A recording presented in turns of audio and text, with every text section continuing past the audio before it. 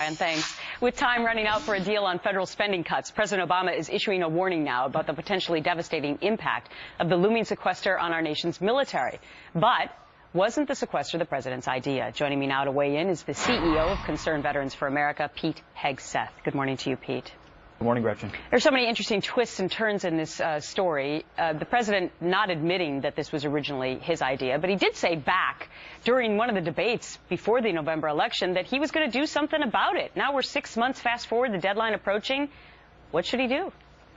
Yeah, he says it wasn't going to happen. 18 months ago, it was his idea to implement the sequester. Of course, it wasn't because he wanted to cut the budget. It's because he thought Republicans would find it absolutely unacceptable. Yet he didn't engage on this, start sounding the alarm until 18 days before it was about to take effect. He understands how bad these cuts would be, not because of the size, because we need to cut spending. We've got a debt crisis in this country that needs to be addressed. It's the nature of the cuts, the indiscriminate nature, which, because they've been delayed, because of political posturing by the president and his failure to lead, in some accounts in the Defense Department, we're going to see a 17.5% cut in ways that are going to undermine our readiness, in direct ways that secretaries have talked about, and it really should be laid at the doorstep of this president.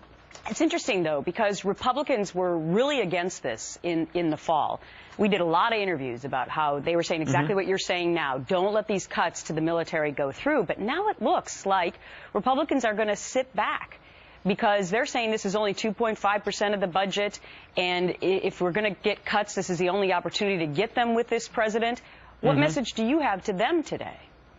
Well, my message to them is I agree with you that we've got a spending problem, that we've got a debt and deficit problem that needs to be addressed, and we've got to look at cutting spending where we can. Certainly, we all agree that reforming entitlements is the way to do it most effectively. They're the largest drivers of our debt and deficit.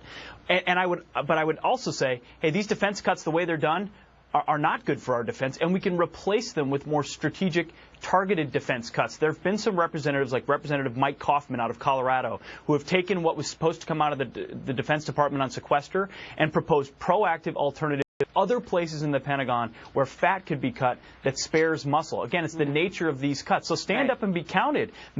Put solutions on the table, and we can cut spending and preserve defense capabilities. It was interesting because there were governors on the talk shows yesterday, a bipartisan support for exactly what you're saying from Delaware's Governor O'Malley, Virginia's Governor McDonnell, obviously defense big in those two particular states.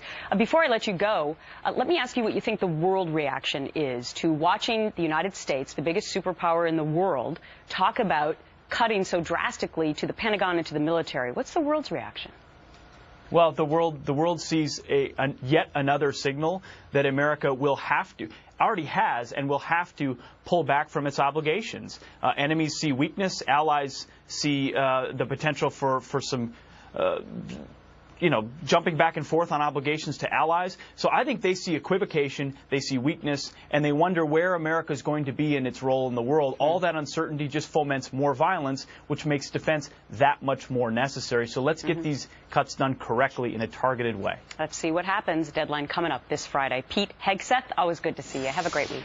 Thanks, Gretchen. Coming up, he fought the